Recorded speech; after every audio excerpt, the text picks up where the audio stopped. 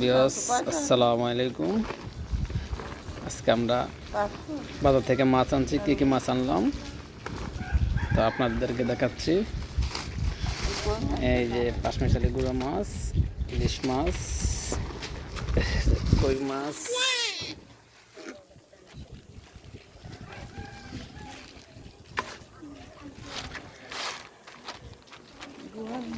এই যে বোয়াল মাছ, পাবদা মাছ,